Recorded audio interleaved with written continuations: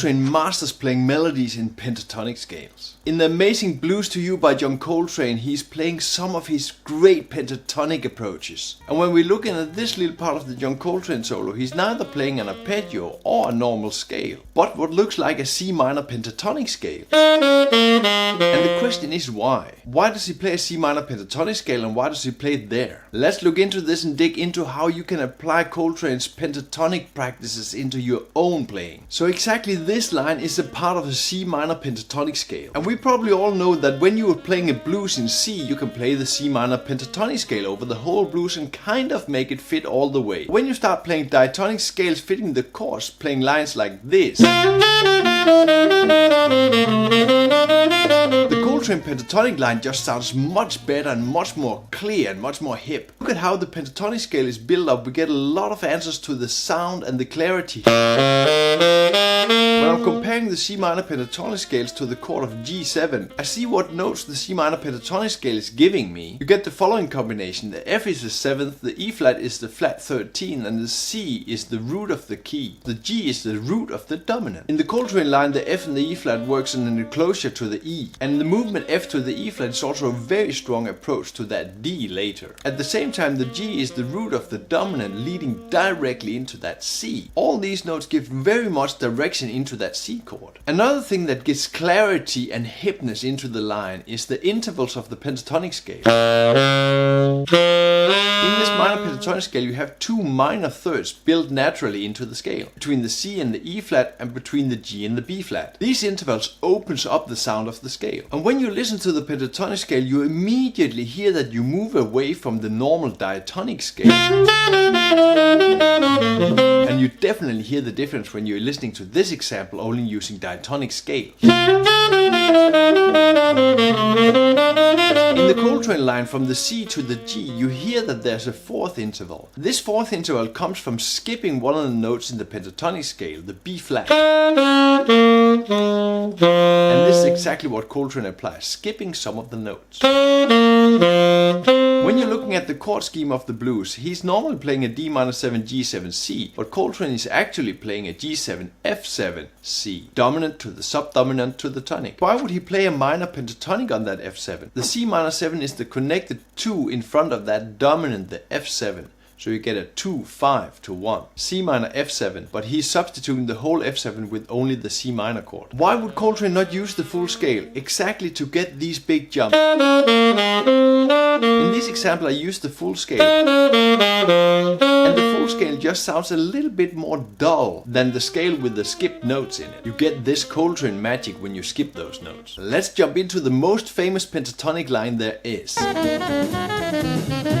In this line, Coltrane uses the very common 4-note cell 1, 2, 3, 5. This is found in the minor pentatonic on the 2nd degree from the E flat up. E flat, F, G, B flat. 1, 2, 3, 5. Counted from the E flat. And again, Coltrane is using this over a C minor chord, so played from the minor third. I want to dig a bit into how you can work these out in the scale. Let's jump back to that first pattern and see how it fits into the scale. The first pattern is of course the pentatonic scale, but we had the skip in it, which makes it a little bit different. When you put this into the scale and put it on every scale step, it sounds like this. I have literally just moved this pattern up the scale and have that skip on the last two notes. And the very exciting thing about this pattern is you have that skip and you get these larger intervals in the pattern, and these sounds very open. You get an open sound when using it. Now try adding this sound to some of your lines. Here I'm adding it into a G7C pattern, but I'm adding that F7 or that C minor pattern in front of it. And here I'm using the same pattern with the skip in it from the E flat going down.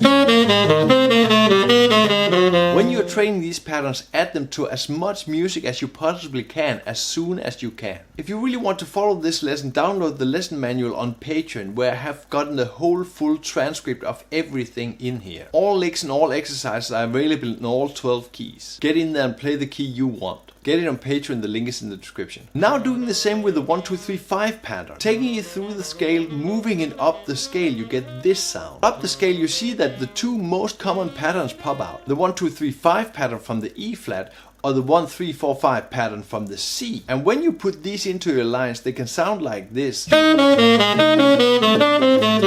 is the 4 consecutive notes, but ascending in the first part there. Now it becomes interesting because on the C major I play an E minor pattern over the C major chord. This pattern is taken from the E minor pentatonic scale. I'll get into this a little bit later how I do this. What I think makes the Coltrane pentatonic pattern so spectacular is the versatility that you get there, and the fact that you get an amazing open sound. And exactly that versatility you can see here. I can play the C minor pentatonic scale on a C minor chord, but I can play the same C minor pentatonic scale on an E flat major chord or an E flat 7 chord. And what I did in the C major, adding the E minor pentatonic, I can do on the A flat major 7. But when you're training these and getting these into your playing, it's so easy to place them when you know what chords you can place them on. Let's look at how genius Coltrane actually was.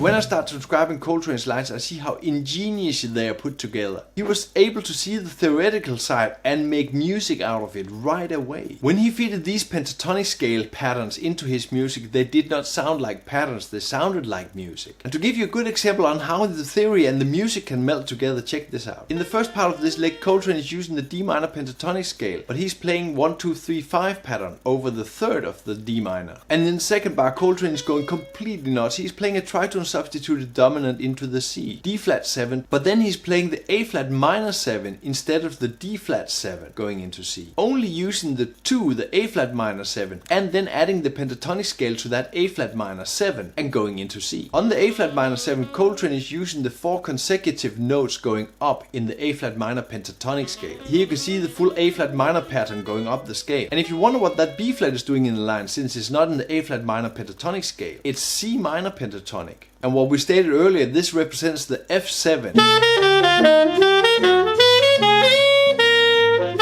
How to practice and apply this.